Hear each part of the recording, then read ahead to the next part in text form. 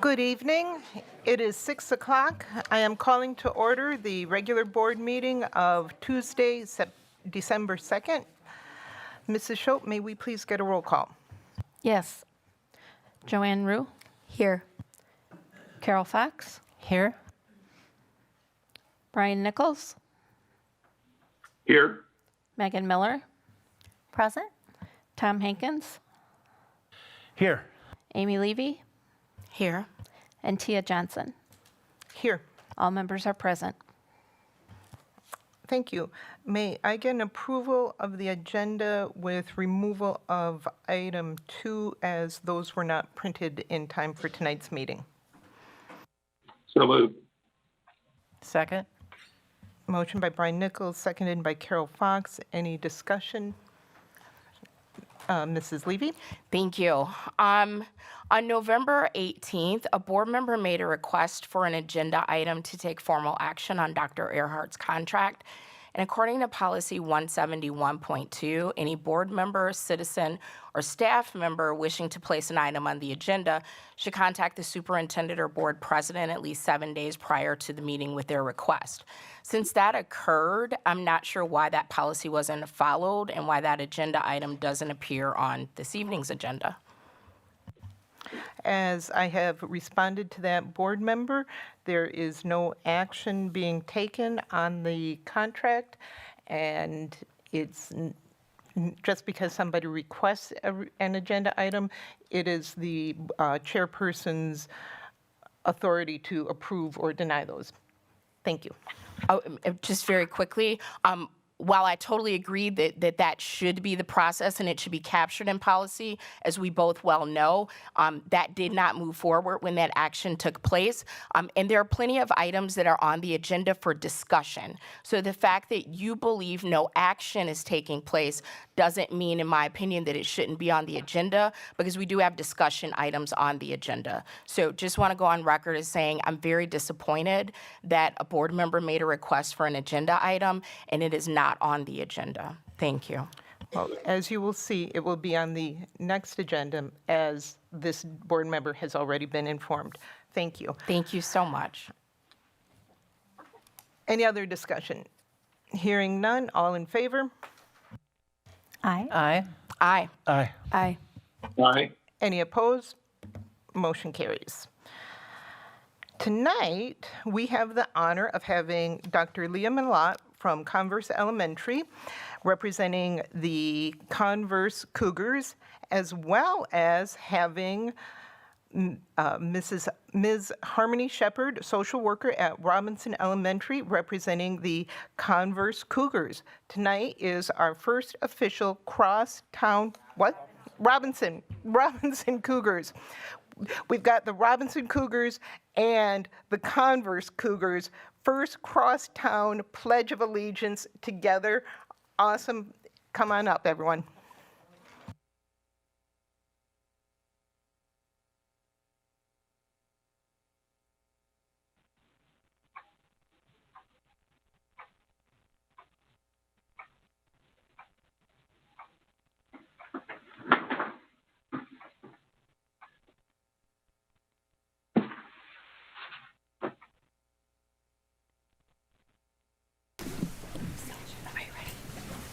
I pledge allegiance to the flag of the United States of America and to the republic for which it stands, one nation, under God, indivisible, with liberty and justice for all. Nice job.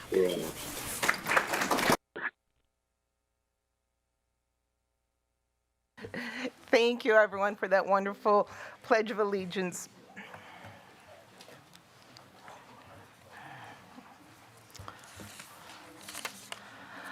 Good evening, and thank you for being here tonight. We appreciate your continued interest and support of the School District of Beloit. For my president's report tonight, first I would like to start with a response. At our last meeting, there was a public comment expressing concern about the safety of buses used by the School District of Beloit and our involvement in a joint grant opportunity that fell through. In early 2024, the School District of Beloit partnered with Durham School Services and Highland Electric Fleets to apply for an EPA-funded electric school bus program. Their joint application was approved in May of 2024. However, in November of 2024, Durham School Services ended its partnership with Highland Electric Fleets due to program challenges. Highland then asked the School District of Beloit to withdraw as well, so the awarded funding could be reassigned to another district. At this time, taking on the additional costs of purchasing buses and installing infrastructure for a district-owned fleet wouldn't be financially feasible for us. District administrators reached out to our current transportation provider regarding the busing concern. Buses are inspected yearly, with all buses in use passing inspection. District staff that were on the trip in question report that there was ample heat on the bus. Parents and community members that have busing concerns are encouraged to reach out to the district office. Tomorrow, CISA 1 and WASBO will host a workshop focused on declining enrollment. Finance Director Stephanie Elwood, staff members, and I will be attending. We look forward to sharing key insights and takeaway at an upcoming meeting. District administrators and board members have been invited to the Beloit NAACP Annual Freedom Fund Banquet. We are honored to participate in this important community event on Friday, December 4th. Thank you to the NAACP Education Committee Chair, Tracy Presley, and Superintendent Administrative Assistant Donna Dooley for helping us with communicating and arranging this for us. I would also like to extend a heartfelt thank you to Mrs. Ross and her kindergarten class at Robinson Elementary. At her invitation, I spent the morning of November 24th with her class. The kindergartners greeted me with kindness and enthusiasm, and I appreciated the chance to sit alongside them, crisscross on the carpet during shapes and numbers to learn from their perspective. During my visit, I witnessed a smoothly conducted fire drill, students energetically engaged in learning and communicating, and staff readily supporting one another. Experiences like this help board members deepen our understanding of the district's strengths while also recognizing the daily challenges our staff navigate. Above all, they reinforce our shared commitment to providing the best possible educational experience for every student. It is always uplifting to see students take pride in their accomplishments, whether that's mastering three-dimensional shapes or overcoming more advanced challenges. Every learner is at a different point in their journey, and it's important that we celebrate growth at every stage. I hope opportunities for extended time in classrooms continue to be available to board members and cabinet members so we can stay closely connected to the lived experiences within our schools. Once again, thank you to Mrs. Ross and her wonderful kindergartners for the warm invitation.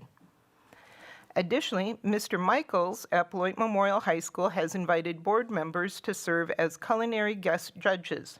Throughout the year, our culinary and hospitality students create and present dishes to a variety of guest judges, and this will be a wonderful opportunity for us to experience their talent firsthand.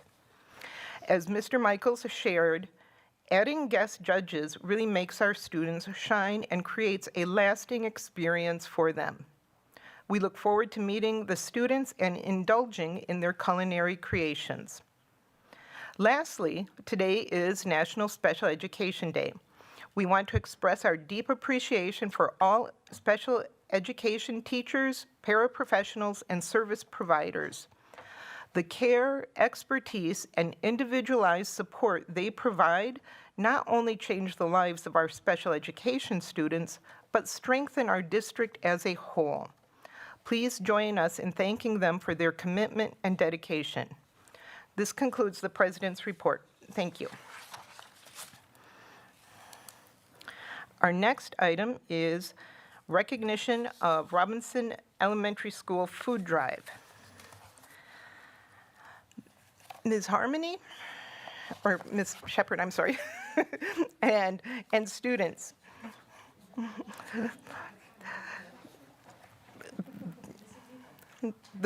Yeah, you guys can go to the podium. And if you hit the button to turn on the microphone.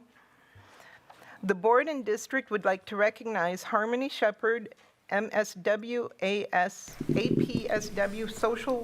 school social worker at Robinson Elementary, and students who have helped with the food drive and meal preparation kit at Robinson for Robinson Cougar families in need.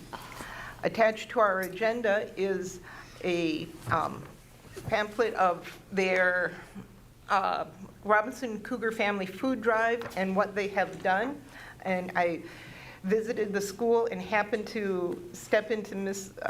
Shepherd's office and was really surprised to find all the work that these students were doing.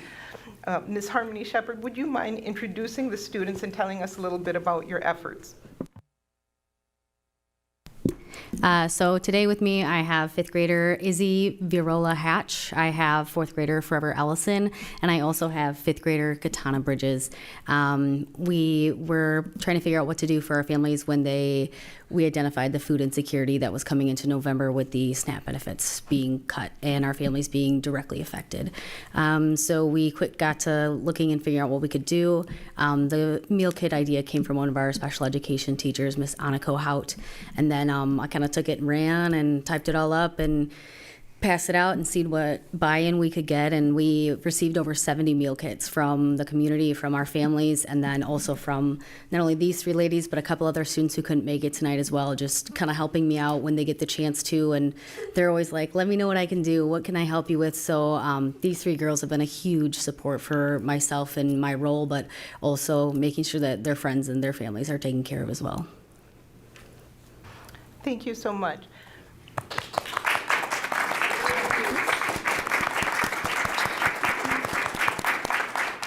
Ms. Shepherd, is there anything we can do to help you and Izzy, Tanya, and Forever in your efforts to do this? Is there something that we can do? I think the biggest thing is our community can lean to us as a school.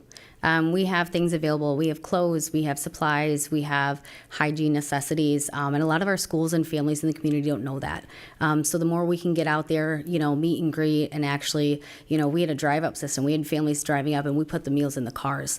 Creating those face-to-face moments creates that community, and it builds those bridges. And ultimately, it's about leaning to each other and knowing that our community is here for not only our students, but each other as families. And we expected maybe 40 meal kits, but to get 70 was a pretty big deal for us, and we were very excited. So if anybody's interested or willing, please take the sheets with you. There's a little sheet with ingredients and the meals already with a recipe that we put in the bags. So the families are going home with meals ready to go to prepare, that don't take long to prepare, don't have a lot of ingredients, but they are really good. They worked really well, and we got such positive feedback from our families. So if anybody is interested, please feel free to donate some meal kits to us and go through the recipes and ingredients and kind of pick your favorite ones. Thank you so much.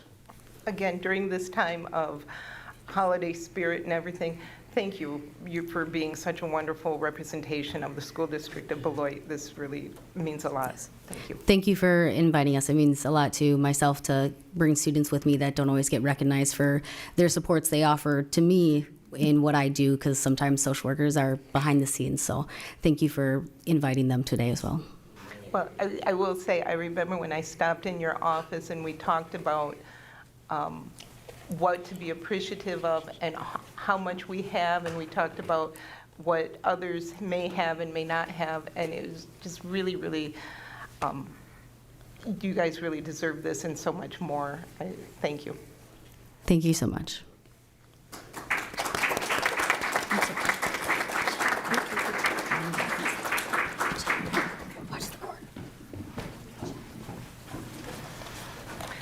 Next, we have next we have public comment. Mrs. Shope, do we have any public comments tonight? I only have public comment in the room from one, which is Megan, and Amy is yielding her 3 minutes. Okay.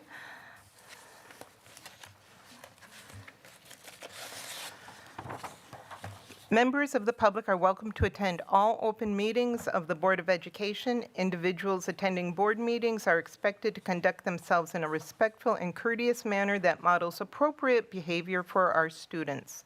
Individuals wishing to comment are expected to comply with the norms found on the back of your comments cards in Board Policy 187, Public Participation at Board Meetings.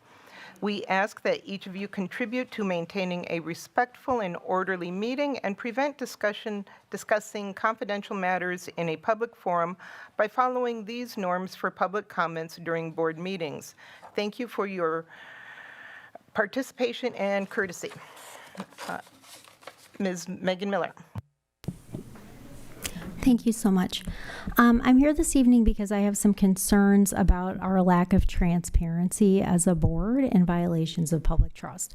I am a board member. I'm also a mom of 3 daughters who attend the school district of Beloit Public Schools. And so it really matters a lot to me how we conduct board and district business.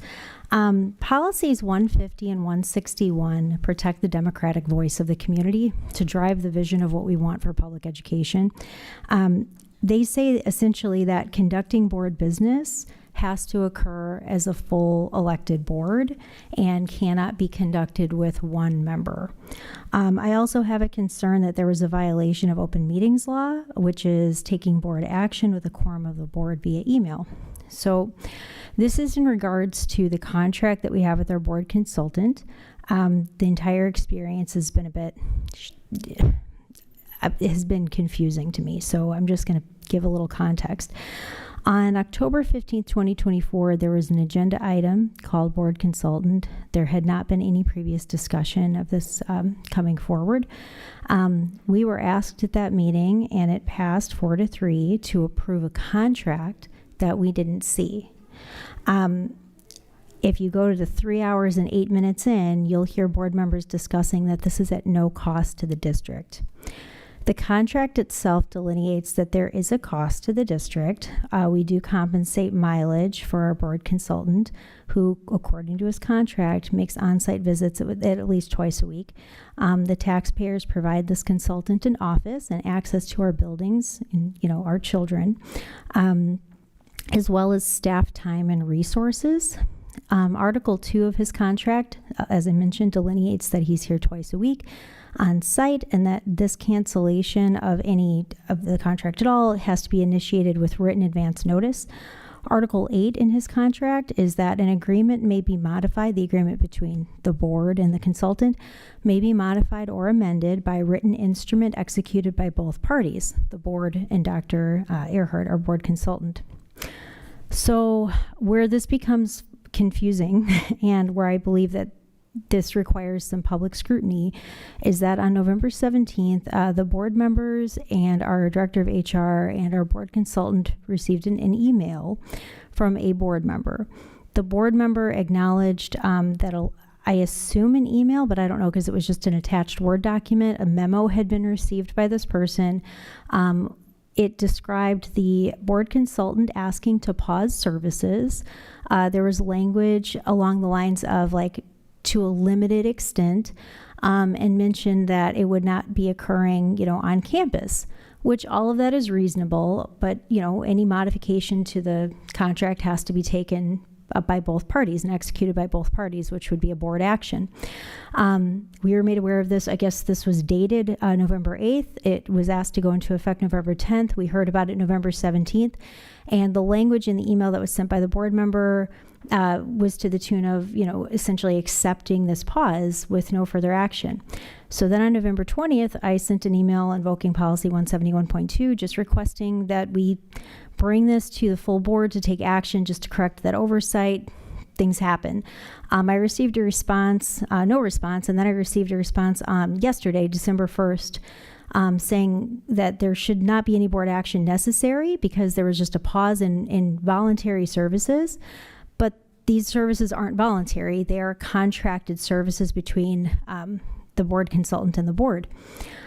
The pause or change has to come through board action, and there is no language in the contract about pausing services. And so later than today, we received, maybe I can't remember, it was just me or the full board received an email from Dr. Earhart that was forwarded by another board member, sort of walking back the statement from the initial memo, saying that all of the services are still happening, but they were happening remotely, which is actually still a violation of the contract under Article 2 of the contract. I repeated my request if we could just, pop something on the agenda. I did not receive a response. I did receive responses to emails, but not a response to that question about whether or not the contract would come to the full board. And so that's why I wanted to bring this to the public, just to promote transparency. I think that we owe it to our community to transact board business in an open, ethical, and above board manner, like it says in Policy 165, number 2. So that concludes my public comment, and my hope is that we can right our ship and, conduct ourselves better going forward. Thank you very much. Mrs. Shope, are there any other emailed comments or any other public comments? No, that was all I had. Thank you. Our next agenda item is the superintendent report. Dr. Wayne Anderson. Good evening, everyone. Well, since our last meeting, what I have tried to do in relations to the 3 goals that were set to me by the board is one dealt with staffing, which like staffing, recruitment, retention, staffing plan, restructuring. Second one dealt with the finances and the referendum. And a third is community, I'll call it community involvement.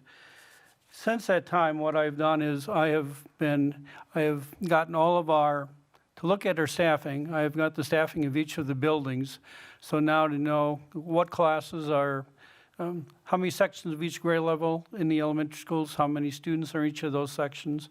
And also, so I can start taking a look at, are we using all of our spaces effectively?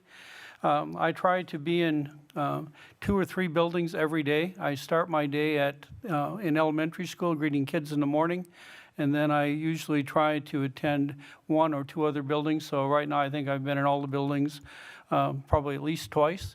It gives me an opportunity to talk to the students, to talk to the staff, to talk to the building administration, and also to see how the rooms are being utilized and what concerns staff might have going on in their buildings. I've also tried to reach out to individuals, and at this point I've conducted a little over 30 individual meetings with community members and staff. Today I attended the Rotary meeting. I'm attending the Civic Center meeting on Thursday, and next week I'm speaking at the Civics Academy next Wednesday to try to listen to what individuals have to say about the district and also to give them, to answer questions. In dealing with the referendum, we had talked about that at one of our earlier meetings. What I'm trying to do is, by the next meeting, come up with what I think might be a possible referendum going forward, bringing proposals. One of the discussions was whether or not we would have a referendum in April. If so, what would that referendum look like? Or if we would be better served to wait till November.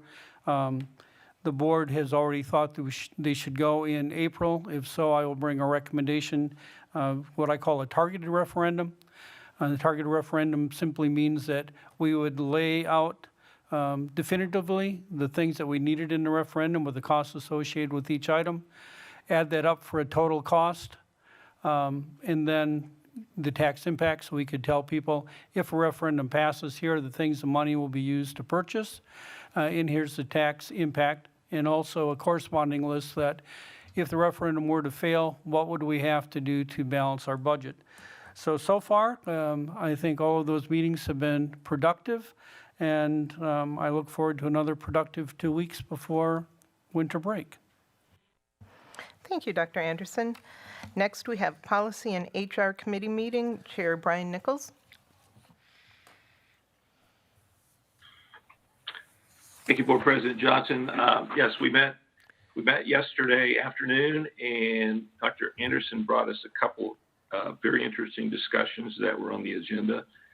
Posting Executive Director of Teaching, Learning, and Equity position, and then The other one was discussion on the assistant principal / dean position at Cruzen Middle School. We had a very good discussion with all members participating, questions asked, feedback, and just stay tuned. There's going to be more information available at our next policy committee meeting on the 15th and probably for the board on the 16th. And then we also approved Exhibit A and B, which is on the consent agenda for tonight, and that was it. Thank you. Thank you, Mr. Nichols. Next, we have Business Operations and Finance Committee Chair Tom Hankins. Thank you, Board President. We had a nice, fruitful discussion tonight on a couple of big items. The sale of our real property being McNeil Wright and, well, the rental of Business Ops Center next door to us. We may want to do some maneuvering with that, and we'll be having another closed session meeting on those items.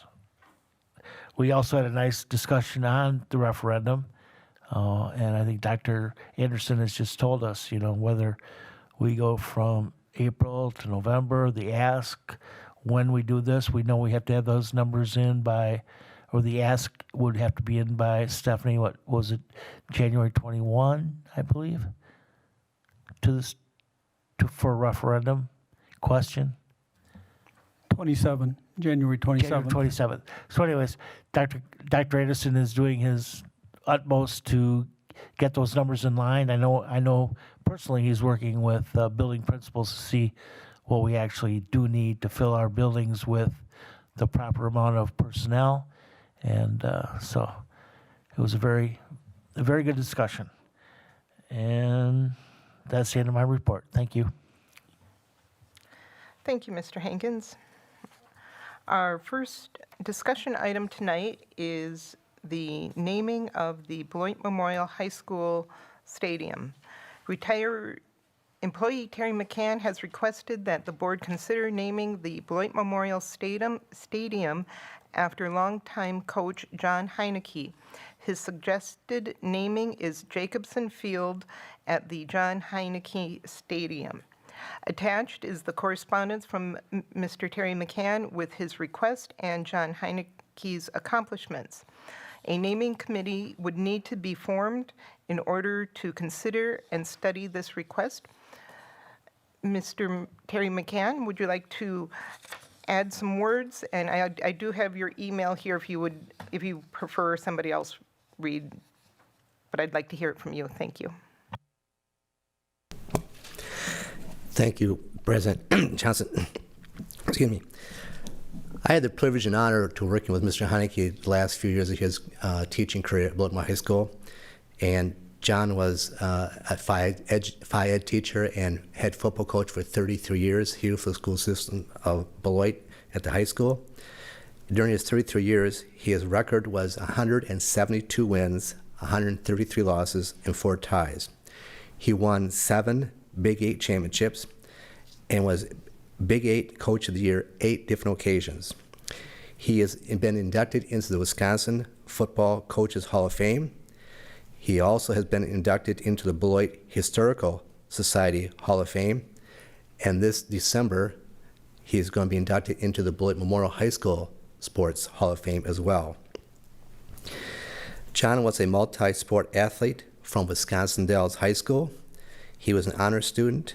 He went to University of Wisconsin-Madison, where he graduated with honors, including being an All-American academically at Madison, which he cherishes that honor, being an All-American academic winner. In 1958, after earning football letters and sportsmanship distinctions, he served in U.S. Army captain from 1958 to 1960, excelling as a player coach and leading teams to service championships before becoming a distinguished high school coaching career, first at Moline High School, then at Manitowoc Lincoln High School, and ultimately here at Beloit Memorial High School, where John's football teams participated in the WIAA playoffs 11 of his final 12 years. Beyond football, he contributed to multi-sports, officiated high school basketball for 30 years, including officiating 8 state basketball tournaments at the Fieldhouse in Madison. I hope that you move this agenda item forward to the naming committee. I think John, he deserves it. All he's done, both as a coach, as a teacher for the district. I'm recommending that we keep the name Jacobson because, as you know, Coach Jacobson was not only the head football coach, he was also the head basketball coach. And as we learned 2 weeks ago at the Johnny Watts ceremony, he was also Johnny Watts' basketball coach back in the 1930s. So he did multitasking of head coaching both football and basketball. So I want to suggest strongly that we keep the name Jacobson.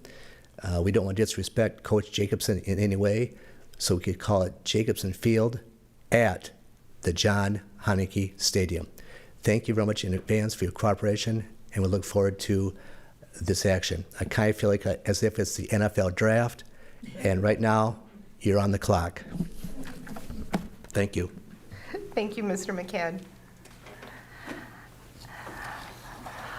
For procedures for naming the schools and parts of schools, the board policy is 950 Rule 1.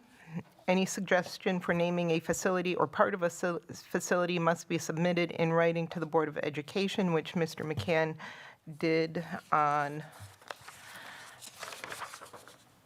Monday, November 17th.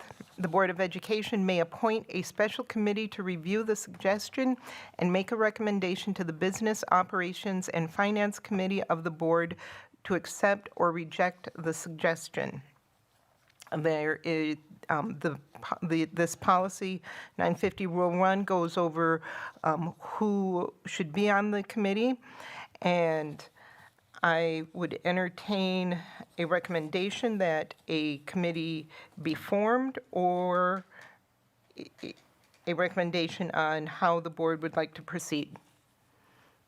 So moved with the forming of a naming committee. Second.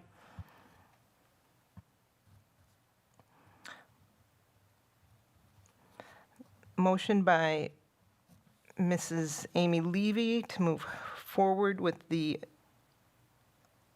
creation of a naming committee, seconded by Tom Hankins. Any discussion? Ms. Miller. Thank you.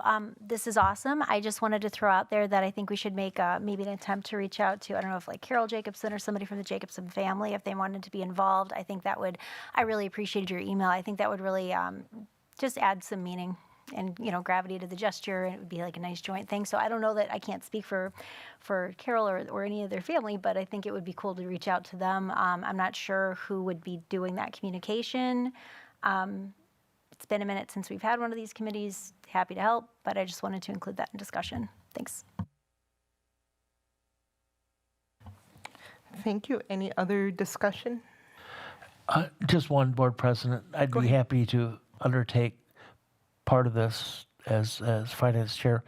And Terry, you know, as we look forward, as we shape this, perhaps as Johnny Watts Court, you know, we could talk about this closed or, you know, as we shape this thing, but Jacobson Field at John Heineke Field, perhaps, or, you know, if you're stuck on what the other, you know, it's just a matter of verbiage, but I do appreciate what you're saying, and I know John really deserves all the recognition he has gotten, and since he is still with us, it really makes a big deal. Thank you.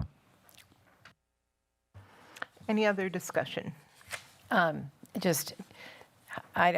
mean, how do you determine who's on the committee and those kinds of things? If it goes back to the Business and Finance Committee, then they create the committee from there? Is that how it works? Yes, and what I would recommend to Chair Hankins is that at his next meeting or before his next meeting, he send an email to the board asking for recommendations to the board and Dr. Wayne Anderson for recommendations for names of people that we think should be on this committee. Then they go through an approval process at that committee level. Any other questions or discussion? Mrs. Levy? I think it would be appropriate to some extent to extend that offer to the community as well and find out what community members are interested in serving on the committee. And then the committee can, of course, follow policy to handle the selection. Thank you. Thank you. Mr. Hankins, if you don't mind, then perhaps you can work with one of the staff members on getting a communication out to the public. Oh, definitely. I want the community involved. This is a community-owned stadium, and yes. I'm not sure what's in policy. Maybe there is, on this committee, is there room for that? Or it'll happen either way, but thank you. Well, so it's policy 950, Rule 1. The Board of Education may appoint a special committee to review the suggestion and make recommendations to the Business and Operations and Finance Committee of the board to accept or reject a suggestion. So unfortunately, this is one of these things with sometimes policy wording is a little bit, so we are appointing a special committee to review, to make a recommendation to your committee. So it seems odd to me. It seems like, shouldn't that be, if it's your committee that's doing this, that this is a subcommittee of, it's your responsibility to take lead of that. Dr. Anderson, do you know how this has been handled? Is this normal to do it this way, or? I mean, looking at your policy, the policy lays out the types of individuals who should be members of the committee. So I think what it is you take a look at that. We can send it out to board members. What I would suggest is Mr. Hankins and the committee, that we work together, we get names that fit. We bring it back to the board to make sure that, if we've missed anything and if the board thinks that we've covered all the bases for that committee, then the board can take action to approve the committee, and then we will task that committee with its assignment. And not to belabor the point, but I do remember going through this with the Johnny Watts when I first got on board, and there's several of us that were on, and we asked community members. So yeah, we'll just kind of go ahead, Megan, or Tia, Megan. Awesome. Go ahead, Megan. No, it's okay. No, Megan's fine.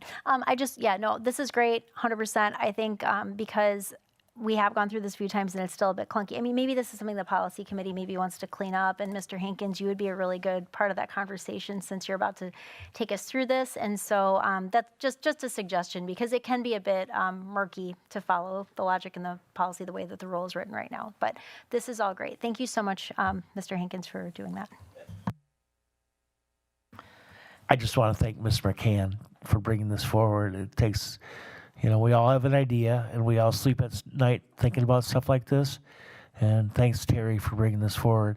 It's a wonderful observation, and thank you for your due diligence. There is a motion and a second, and seeing no further discussion, all in favor?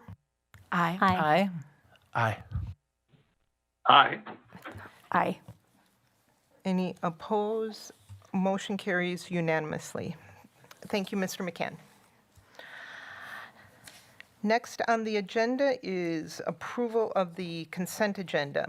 Typically, there is no separate discussion of the items unless a board member so requests, in which event the item or items will be removed from the general order of business and considered in their normal sequence on the agenda. Are there any board members wishing to have any of these removed? Mrs. Levy? Thank you. Yes, items C and D. Any other board members? I will entertain a motion for approval of consent agenda item B, the October 25th monthly financials. So moved. Second? Motion by Amy Levy, seconded by Megan Miller. Any discussion? Hearing none, all in favor? Aye. Aye. Aye. Aye. Aye. Any opposed? Motion carries unanimously. Approval of meeting minutes, virtual special meeting, November 21st, 2025. Mrs. Levy? I just need to abstain because I wasn't able to attend that meeting. Thank you. Any other discussion on this item? I move approval of the minutes of the November 21st virtual meeting. Second? Motion for approval by Carol Fox, seconded by Megan Miller. All in favor? Aye. Aye. Aye. Aye. Aye. Any opposed? Any abstaining? I'm abstaining. Motion carries with one abstention. Is there, I'm sorry, our next item, approval of minutes, November 18th, 2025. Mrs. Levy. Thank you. I just have one correction. The November 18th minutes stated that I voted to approve the minutes from the November 6th meeting. I actually abstained from that vote because I had to leave the meeting early due to a prior engagement. So if we could just make that adjustment, I'd appreciate that. And again, that was the minutes from the November 6th meeting that are referenced in the November 18th minutes. Thank you. Mrs. Shope, did you get that? Yes. Okay. I would entertain a motion of the November 18th minutes as modified by Mrs. Levy's indication. So moved. Second? Second. I'm sorry, who made the motion? Okay, thank you. Motion by Amy Levy, seconded by Carol Fox. Any other discussion? Hearing none, all in favor? Aye. Aye. Aye. Aye. Any opposed? Motion carries unanimously. Our next item is Human Resources Employee Recommendations. Are there any open session questions for Exhibit A or Exhibit B? Mrs. Levy? Thank you. So just one question. If someone could walk me through what the standard rate is for a substitute teacher, given our current financial state, I have a difficult time approving $470.64 per day for a substitute teacher, and I do identify this as a long-term position, and I'm also kind of challenged with the $264.12 per day as well. So if someone could explain to me what the standard rate is for a long-term sub position, and potentially give some context. I appreciate the note that these are retiree rehires, but give some context to how those rates differ from the standard rate for a substitute long-term position. That'd be great. Thank you. Dr. Anderson? I don't know that I can give you what the standard rate is, but I can give you an explanation for why these rates are different. I contacted Ms. Almendares, and I wanted to have that question because that question came up at the committee level. And Ms. Almendares told me that the reason that these rates are what they are is that what the individuals were making when they retired from their teaching career, and it must be the practice up to this point, is to, if you hired a teacher back, to pay them at the rate in which they left. That's why the rates are vastly different. I can tell you that that is not the practice in all districts. Some districts do have a set rate for coming back in as long-term, but at least for the information I have right now, that's not the way that the school district of Beloit has been making that decision. Thank you so much for that context. And I'm sure they deserve this amount. I just can't vote to support it given our current financial position and given the fact that as a board we decided to cap the limit on our dean positions. I just can't justify paying $470 and $264 a day for a long-term sub. Thank you so much. Thank you, Mrs. Levy. Any other discussion? Ms. Miller?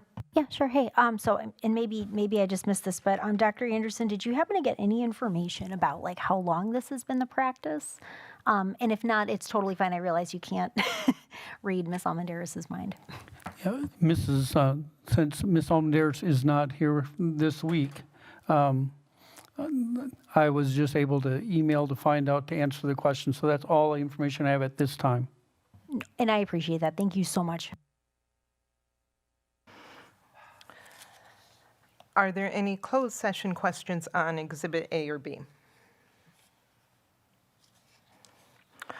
I would entertain a motion in regards to Exhibit A and B, if there is one that someone would like to make.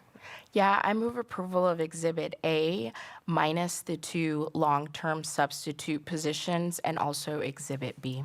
I'll second.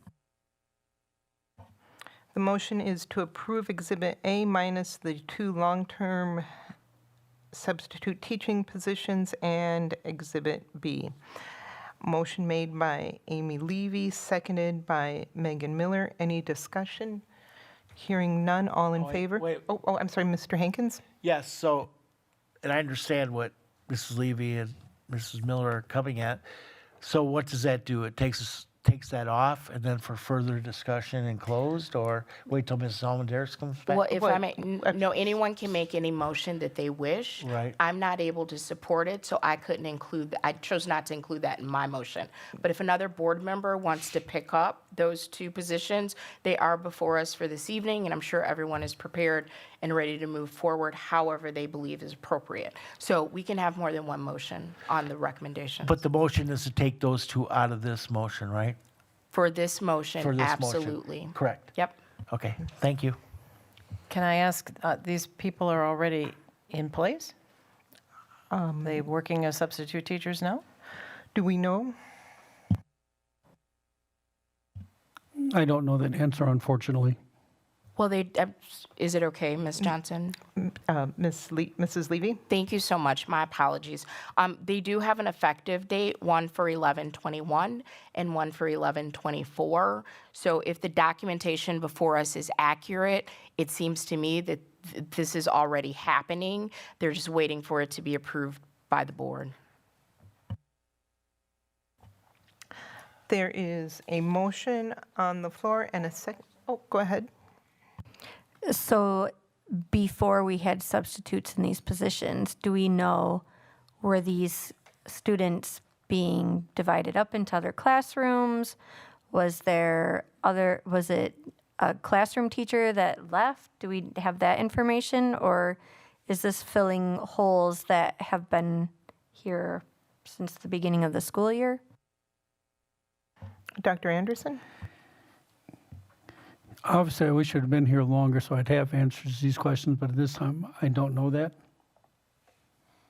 And I hate saying that I don't know, so this is really hard for me. Welcome, Dr. Anderson. We here at the School District of Beloit encourage people to share the fact that they don't know something because we're all about learning and learning together. There is a motion and a second. If there's no other discussion, I will take a vote, please. All in favor? Aye. Aye. Aye. Oh, those opposed? I'm sorry. No? I wanted to ask, Michelle, could you reread the motion, please?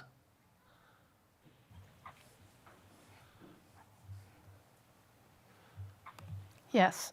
I have move approval of employment recommendation, Exhibit A minus the 2 long-term substitute positions and Exhibit B.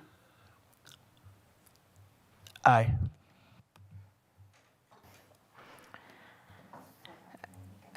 I'm sorry, I did not catch all of the ayes. Mrs. Shope, did you get all the ayes? Who? I did not. If there was somebody that did not, I did not catch that. Okay, can we just have a roll call, please? Sure. Thank you.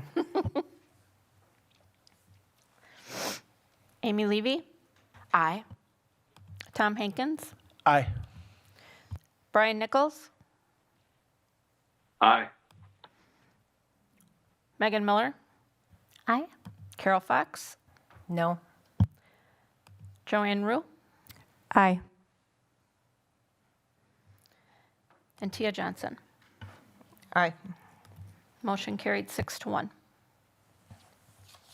Thank you. Is there any other discussion before we move on to the next agenda Can I item? make another motion? Yes. I think we need to leave those substitutes in place at the rate that they are being paid until other arrangements can be made. Second. Mrs. Fox, just for clarity, you said, I think, is that to be interpreted as a motion? Yes, it's a motion. Okay, thank you. Don't want to make any assumptions or put any words in anyone's mouth for them. So your motion was to move approval to keep those two positions at the rate they are until further discussion? And that was seconded by Joanne Rue. So before we take a vote, I just have one question.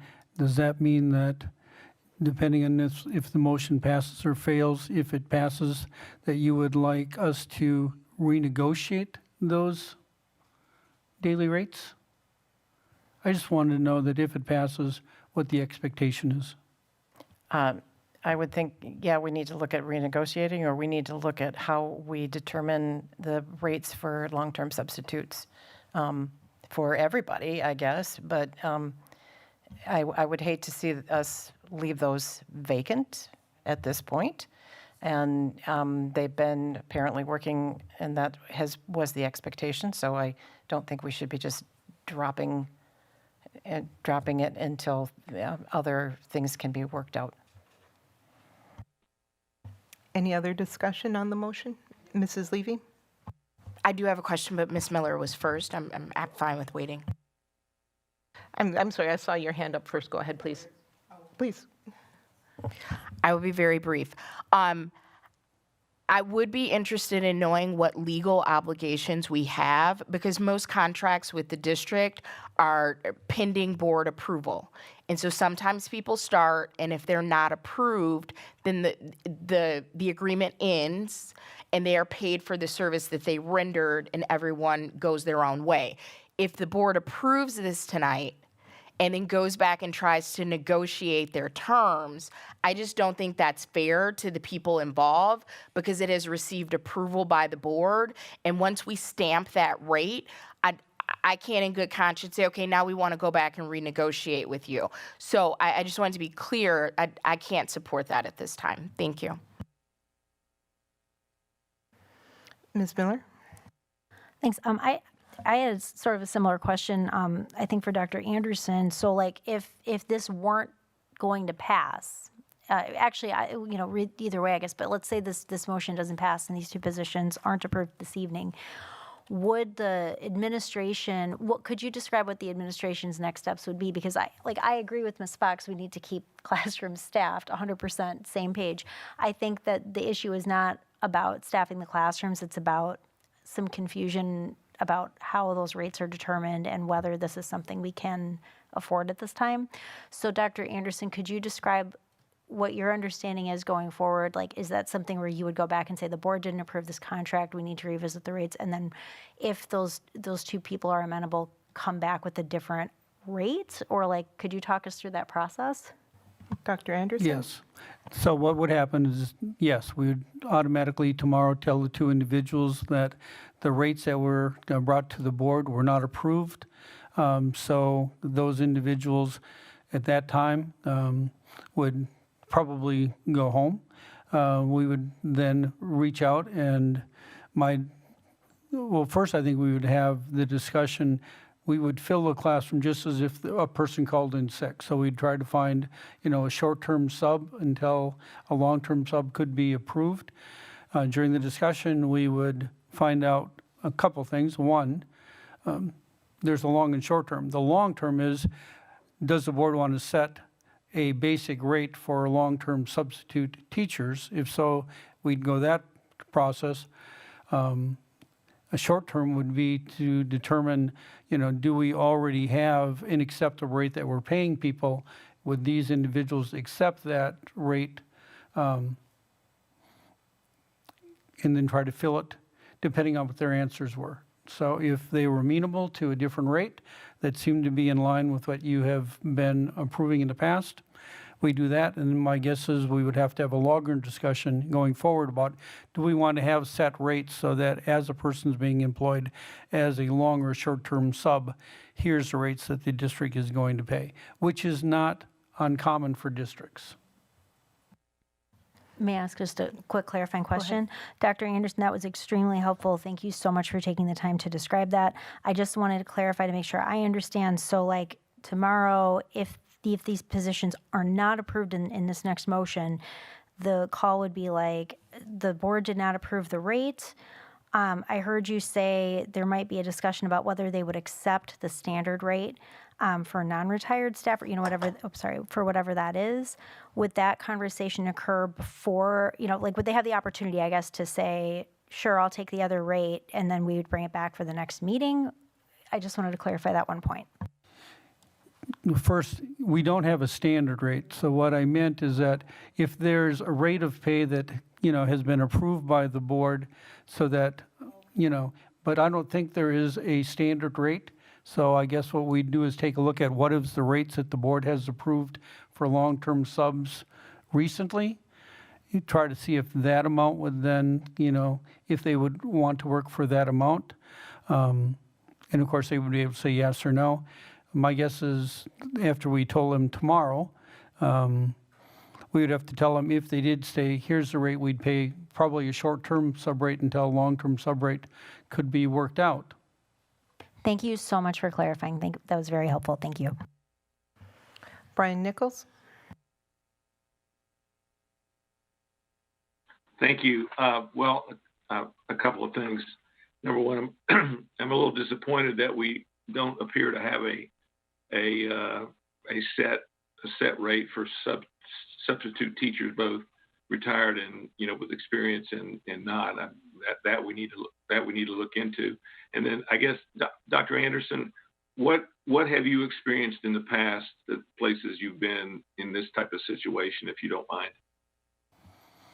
What I'm used to is that normally we have what I'll call a short-term rate, which means a person is going to sub in a classroom for, a period of time, let's say for 10 days or less. And then there's usually a daily rate. If a person is going to substitute for a period of time that's, let's say, over 10 days, then there's usually a different rate that's applied that is, it's much more than the daily rate, for a short-term sub, because they're basically assuming the roles of that teacher for a longer time. But they're rates that have been worked out in advance. So the years of experience that you bring back isn't so much the major factor. The factor is the length of time in which you're going to be running that classroom.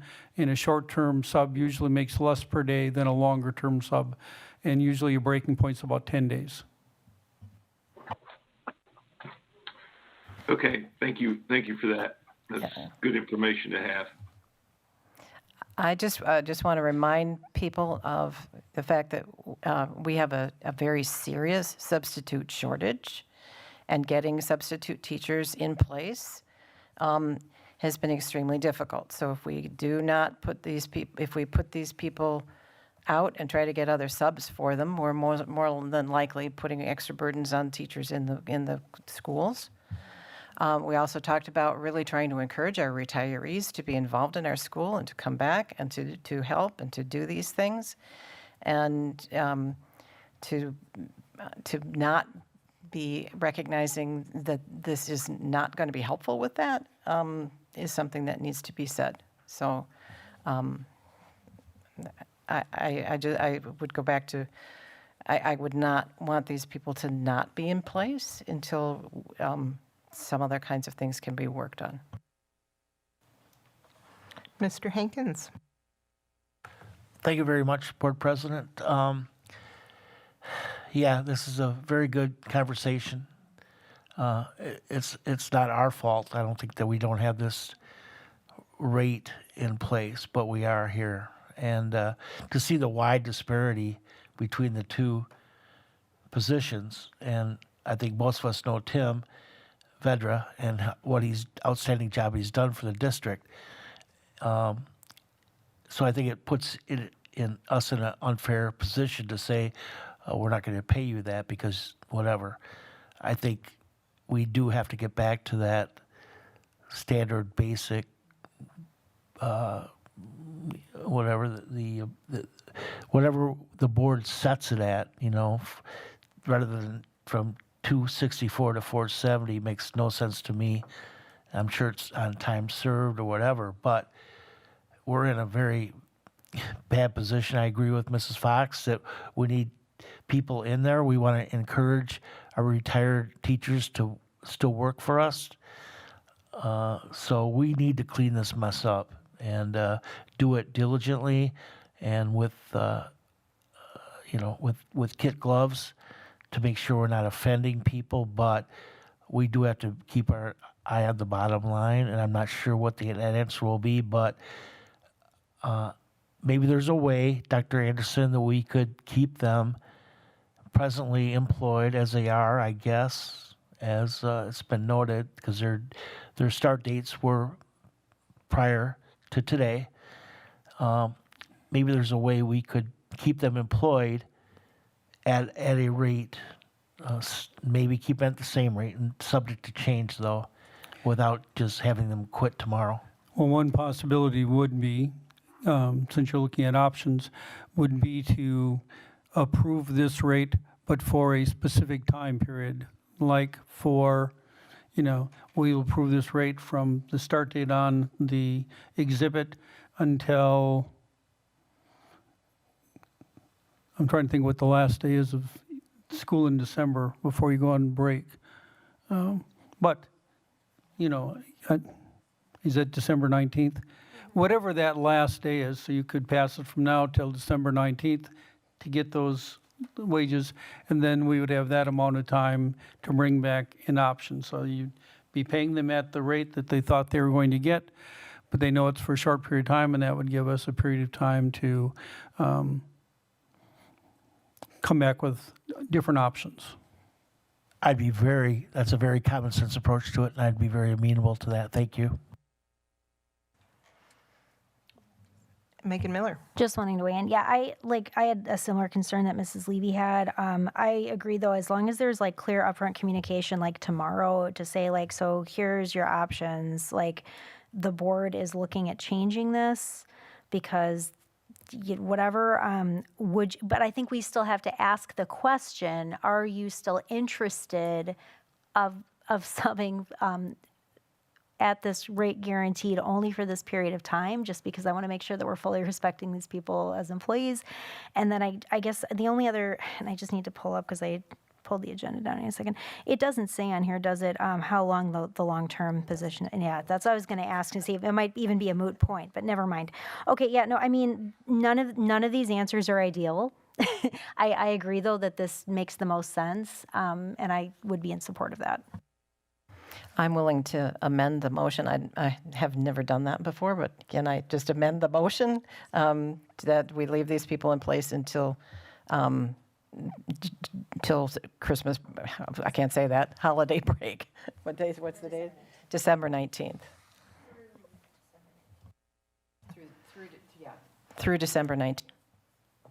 I'll second that if somebody hasn't already. Okay, so the amendment is to add the timeline going through December 19th. Amendment by Carol Fox, seconded by Tom Hankins. Any discussion on the amendment? Mrs. Levy? Thank you so much. Just wanted to request for a roll call vote on the amendment and the main motion, please. Thank you. And before you vote, what I would, to alleviate some of Ms. Miller's concerns, is that depending on whatever this vote is, I will visit each of those individuals personally tomorrow morning and tell them what the decision was right away. I really appreciate that. Thank you so much, Dr. Anderson.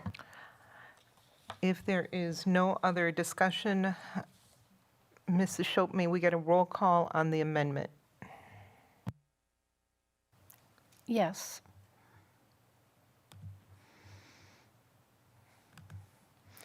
I'm just catching up, sorry.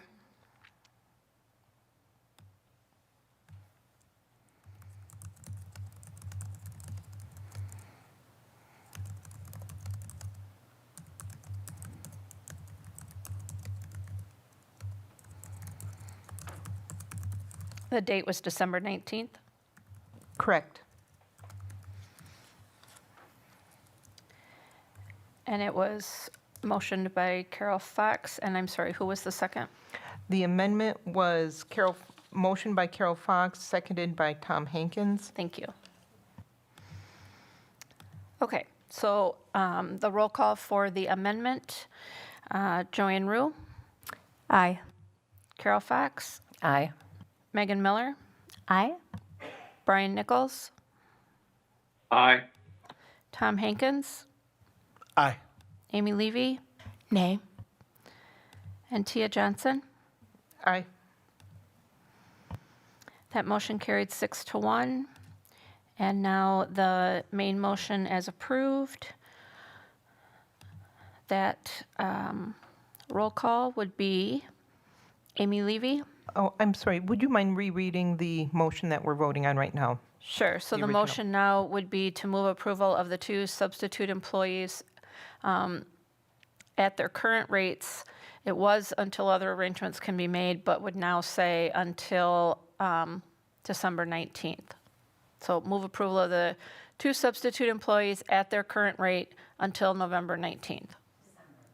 I'm sorry, December 19th. That's what I have typed. So Amy Levy, Nay. Tom Hankins, Aye. Brian Nichols, Aye. Megan Miller, Aye. Carol Fox, Aye. Joanne Rue, Aye. and Tia Johnson. Aye. Motion carried 6-1. Thank you, Mrs. Schultz.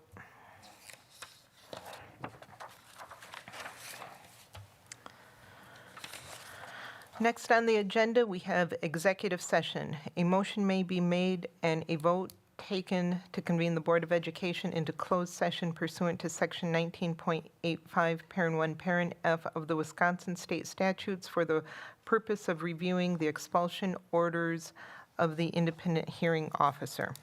Is there a motion? So moved. Second? Motion by Carol Fox, motion by Amy Levy, seconded by Carol Fox. Mrs. Schultz? Yes. Megan Miller, Aye. Carol Fox, Aye. Joanne Rue, Aye. Brian Nichols, Aye. Tom Hankins, Aye. Amy Levy, Aye. and Tia Johnson. Aye. Motion carried unanimously. The Board of Education is going into closed session to review independent hearing officers' expulsion orders and approval of closed session meeting minutes. The Board of Education may reconvene to public session in order to take any action if necessary on items discussed in closed session. Thank you.